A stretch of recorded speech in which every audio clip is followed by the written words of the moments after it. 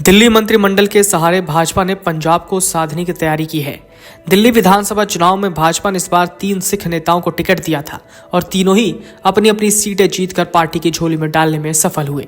लेकिन जब मंत्री बनाने की बारी आई तो भाजपा नेतृत्व ने राजौरी गार्डन से चुनाव जीतने वाले मनजिंदर सिंह सिरसा पर दांव लगाना ही उचित समझा। सिरसा दिल्ली सिख गुरुद्वारा प्रबंधक कमेटी के प्रधान रह चुके हैं। इसके साथ ही वो अकाली दल भाजपा सरकार के कार्यकाल के दौरान पंजाब के डिप्टी सीएम रहे सुखबीर बादल के ओएसडी रह चुके हैं। लिहाजा पंजाब में जमीनी स्तर पर उनका खासा नेटवर्क है और 2 साल बाद पंजाब में चुनाव है। दिल्ली विधानसभा चुनाव में इस बार भाजपा के टिकट पर मनजिंदर सिंह सिरसा राजौरी गार्डन से, अरविंदर सिंह लवली गांधीनगर और तरविंदर सिंह मारवाह जंगपुरा से चुनाव जीते हैं। इन तीनों सिख नेता से भाजपा का अपने कैडर वाला कोई नेता नहीं।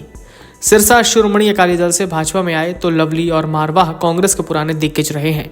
लवली तो शीला दीक्षित सरकार में मंत्री रह चुके हैं, लेकिन इनमें से एक सिरसा ऐसे हैं जो पंजाब में अपना नेटवर्क चला रहे हैं। हाल ही में राधा स्वामी मत के गद्दीशीन बाबा गुरिंदर सिंह ढिल्लों भी सिरसा की दिल्ली कोठी में जाकर आए। डेरा ब्यास का पंजाब समेत तमाम राज्यों में लंबा चौड़ा नेटवर्क है और श्रद्धालुओं की संख्या करोड़ों में है। सिरसा का पंथक सियासत में खासा नेटवर्क है। सिरसा गुरुद्वारों से सीधा जुड़े रहे हैं। सिखों की राजनीति में दिल्ली से पंजाब तक गुरुद्वारों की बहुत ही बड़ी भूमिका होती है।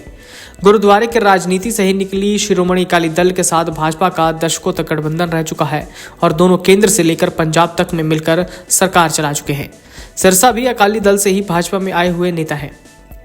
दिल्ली विधानसभा चुनाव में भारी समर्थन मिलने के बाद भाजपा ने सिरसा के माध्यम से फिर से सिखों के दिल की गहराई में उतरने की कोशिश की, जो कथित रूप से किसान आंदोलन की वजह से पिछले कुछ वर्षों में उसे संदेह भरी नजरों से देखने लगे हैं।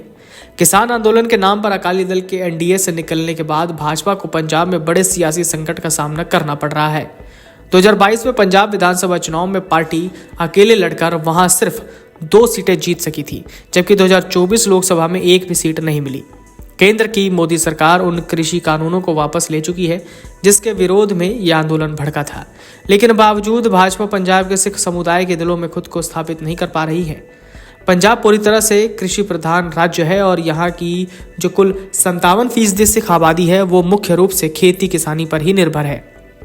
पंजाब के इस बहुसंख्यक समाज में अपनी पैठ फिर से बहाल किए बिना भाजपा के लिए राज्य का रास्ता आसान नहीं होने वाला। ऐसे में पास की दिल्ली की सरकार में एक बड़े सिख चेहरे को मंत्री बनाकर पार्टी पंजाब तक सकारात्मक संदेश देने की कोशिश कर रही है।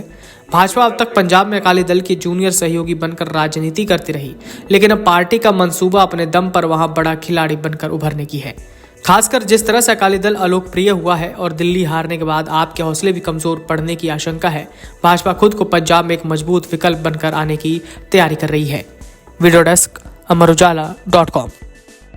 अगर आप ये वीडियो YouTube पर देख रहे हैं तो हमारे चैनल को सब्सक्राइब करें और बेल आइकन को दबाना ना भूलें। अगर आप Facebook पर ये वीडियो देख रहे हैं तो हमारे पेज को लाइक करें।